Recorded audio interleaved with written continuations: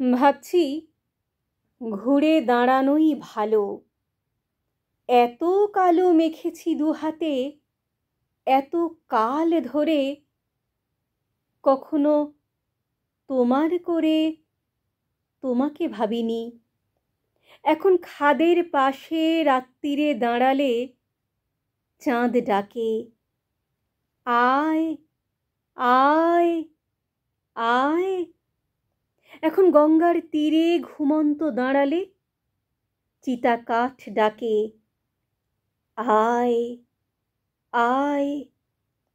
যেতে পারি, যে কোনো দিকেই আমি চলে যেতে পারি, কিন্তু কেন যাব?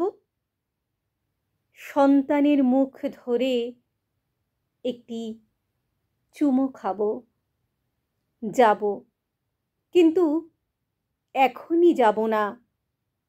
তোমাদেরও সঙ্গে নিয়ে যাব, একাকী যাব না।